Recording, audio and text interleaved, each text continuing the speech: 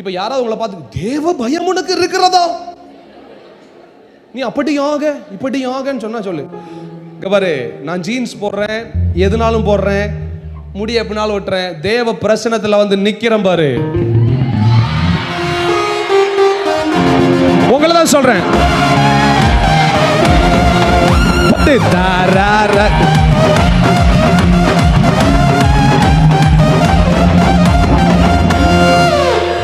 எபிரேய மொழியில 7 விதமான ஆராதனை.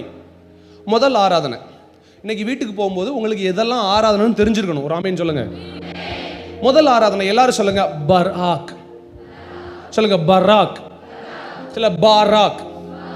சத்தமா பாராக் பாராக் பாராக் பாராக்.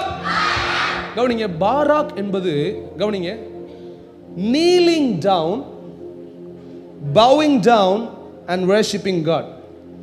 முழங்கால் படிட்டு தலையை குனிஞ்சு அவர் அப்படியே ஆராதிக்கிறது. இது பாராக் என்று அழைக்கப்படுகிறது. இந்த ஆராதனை எப்படி செய்யப்படணும்னு கேளுங்க. பழைய ஏற்பாட்டில் எல்லாரும் பயத்து நிமித்தமாய் பண்ணினான், ஆனால் புதிய ஏற்பாட்டில் தான் நேசத்து நிமித்தமாய் பண்றாங்க. இந்த ஆராதனையை ஃபர்ஸ்ட் இயேசுட்ட யார் பண்ணான்னு சொல்லித்தாரேன். This worship was done by Peter in the new covenant. இந்த பேதுரு தான் இந்த பாராக் ஆராதனையை செய்கிறான். பேதுரு இயேசு கிறிஸ்து அங்க வராரு, லூக்கா 5வது அதிகாரம் நினைக்கிறேன். இயேசு கிறிஸ்து அந்த கடற்கரைக்கு வராரு. 2 படகு, சொல்லுங்க 2 படகு. வசனம் சொல்லுங்க 2 படகு நின்னுச்சான். ஆனா இயேசு கிறிஸ்து பேதுருவின் படகை தெரிஞ்சிட்டார். நல்ல கவனி, இந்த உலகம் யாரை வெறுக்குதோ அவர் தான் இயேசுவுக்கு தேவை. இந்த உலகம் யாரை ஒதுக்குதோ அவங்க தான் இயேசுவுக்கு தேவைன்றேன். இன்னைக்கு காலையில கோயம்புத்தூர்ல நான் பேசிட்டு இருக்கிறது இந்த உலகம் மெச்சி கொள்ளுகிற வாலிபர்கள் அல்ல, உலகத்தால் வெறுக்கப்படுகிற வாலிபர்கள், ஆனால் தேவனால்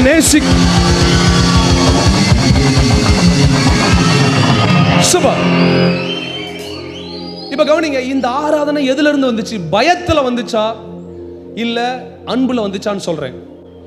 ஒருவேளை பேதுரு இயேசுவை பார்த்த உடனே பயந்துருந்தான்னா முதல்ல அவரை பார்த்து சொல்லியிருப்பான், நீங்க என் படகுல ஏறுற அளவுக்கு நான்